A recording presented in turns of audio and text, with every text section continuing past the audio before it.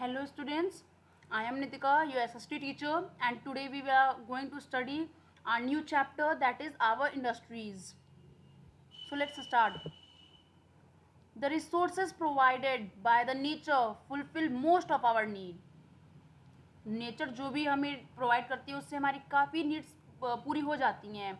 Many of this resources however can not be use directly. काफ़ी चीज़ ऐसी हैं जो हम डायरेक्टली यूज़ नहीं कर सकते. जैसे can we use wheat, cotton, tea leaves, log of wood and iron ore directly. बताइए, क्या कॉटन हुआ, टी लीव्स हुए, लॉग्स हुए, क्या ये डायरेक्टली आप यूज़ कर सकते हैं? No, we can not. This is because they are raw material. याद रखिएगा, इंडस्ट्री में रॉ मटेरियल की बहुत इंपॉर्टेंस होती है. Without this nothing can be done. We need to convert them into a finest good such as bread, cloth, tea, furniture, utensils before we can use them. Okay, raw material are converted into finished good in a factory. Raw material को convert किया जाता है finished good में. कहाँ पे? Factory में. The process of making a particular product using a machine in a factory is called industry. Industry क्या है? एक प्रोसेस है. The process of making a particular product, एक प्रोडक्ट को बनाने में, है ना, जो प्रोसेस होता है किसके हेल्प से? मशीन के हेल्प से. कहाँ पे? फैक्ट्री में. उसे हम इंडस्ट्री कहते हैं. ठीक. Raw material, machine, power supply, human labour, money and transport are something needed to set up an industry.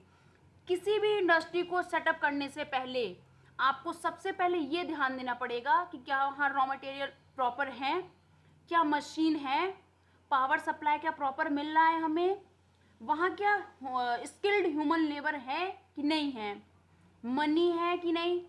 सब हो गया. अगर आपके पास ट्रांसपोर्ट की फैसिलिटी ही नहीं है तो कोई फ़ायदा नहीं है इंडस्ट्री सेटअप करने का. ठीक है. तो raw material, machine, power supply, human labour, money and transport, ये सारी चीज़ें सबसे इम्पॉर्टेंट होती हैं एक इंडस्ट्री को सेटअप करने के लिए. एक भी मिस किया इसमें तो it is not possible to set up your industry. इस मैप में देखिए, जो भी डार्क पोर्शन है ना, वो सारे रीजन आपके इंडस्ट्रीज के हैं.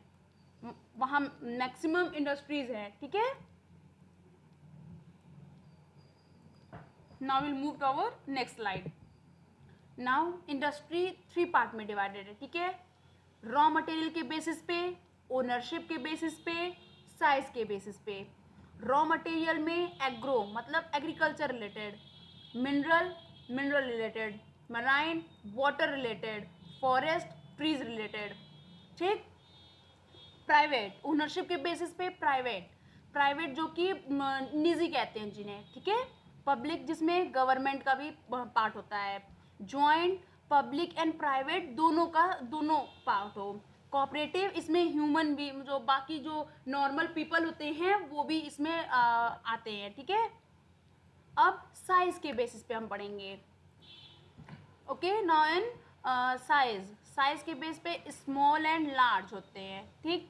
स्मॉल में भी एक पार्ट होता है कॉटेज का या हाउस होल्ड का. ठीक. और इस चैप्टर में, in this chapter we have to study only about size. So now let's start. Types of industries. On the basis of size industries are of 3 type. मैंने बोला है ना कि साइज के बेसिस पे हमें पढ़ना है. पहला क्या है? Cottage industries. दूसरा small scale industry and third is large scale industries. Now let's start with cottage industries. Cottage industries are set up by people in their own homes. खुद के घर में ये लोग अपना सेटअप करते हैं. ठीक है. A few people work with simple tool and use raw material available near by. छोटी छोटी चीज़ें अपनी जो भी उनके पास उस वक्त होती हैं उसके हेल्प से बनाते हैं, उसको अपना एज अ रॉ मटेरियल मान के. ठीक है. जैसे ये देखिए, जैसे ये पॉटर व्हील है, इसमें मिट्टी चाहिए, यहाँ मिट्टी आपका रॉ मटेरियल है. ठीक है. Some such industries are weaving cloth, extracting oil, grinding flour and making toys, basket and leather goods. ठीक है, ये सब आपके क्या हैं, कॉटेज इंडस्ट्रीज हैं, which can be done within the house. Now small scale industries. Now in this slide we'll study about small scale industries. Small scale industries क्या होते हैं, कॉटेज इंडस्ट्रीज से बड़े होते हैं, इन थोड़ा और ज़्यादा स्पेस चाहिए होता है, स्किल्ड लेबर चाहिए होता है, ह्यूमन लेबर. ठीक है. Small scale industries employ of few workers and use small machines. देखा, इसमें स्मॉल मशीन यूज होता है, ठीक, और few worker. People work in a small factory. They make utensils, garments, hosiery item and electric and plastic goods. ठीक है, ये सारी चीजें बनाते हैं ये लोग. सी दिस, यहाँ यूटेंसिल्स बन रहा है and here she is filling the milk. Now we will move to our next slide. Large scale industries, ये लार्ज स्केल पे होता है. ठीक, इसके लिए ज़्यादा जगह चाहिए होती है, ज़्यादा बड़ी मशीन चाहिए होती है, और भी skilled labour, human labour worker, ये सब की ज़रूरत होती है. आप इमेज में ही देख के समझ सकते हैं इसके बारे में. Large scale industry employ thousands of worker. Thousands of मतलब बहुत ज़्यादा worker. A large number of goods are produced with a big machine. अब ज़्यादा आपको प्रोडक्ट बनाना है तो उसके लिए क्या है, बड़ी बड़ी मशीन्स चाहिए है. ठीक है. Highly trained worker are needed. बहुत ही प्रॉपरली ट्रेंड और हाईली ट्रेंड होने चाहिए जो वर्कर हों. ठीक है. Large scale industries include textile mill, iron and steel plant, oil refineries, chemical plant and factories manufacturing automobile and railway equipment. अब अगर स्मॉल स्केल पे है या बहुत ऐसा वर्कर है जिसे कोई नॉलेज ही नहीं है, क्या वो यहाँ कर पाएगा वर्क? नहीं. इसीलिए इसमें स्किल्ड लेबर की ज़रूरत होती है. Large scale industries are generally located in areas where raw material and power are easily available.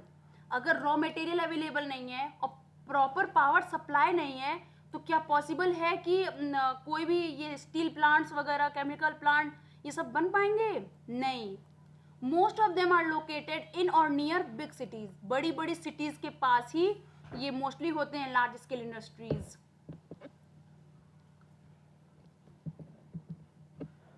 Now in this slide you can see major industries in India. जैसे cotton textile. Cotton textile Mumbai में है, अहमदाबाद में है. मुंबई में है, अहमदाबाद में है textiles की. सिल्क टेक्सटाइल है, ऐसे ही वुलन टेक्सटाइल है. आयरन एंड स्टील का देखिए जमशेदपुर में है, झारखंड में है ना. रेलवे इक्विपमेंट आपका वाराणसी में है ना. ये देखिए, ऐसे ही सब मोबाइल का है, इलेक्ट्रॉनिक गुड का है, शिप बिल्डिंग का है, सो ऑन. तो आप लोग इसको एक बार पूरा अच्छे से रीड आउट करेंगे and you will see this map also along with it. Okay, now that's all for this chapter. I hope you all have understood the chapter. Please, if you have any query, please do let me know. Thank you.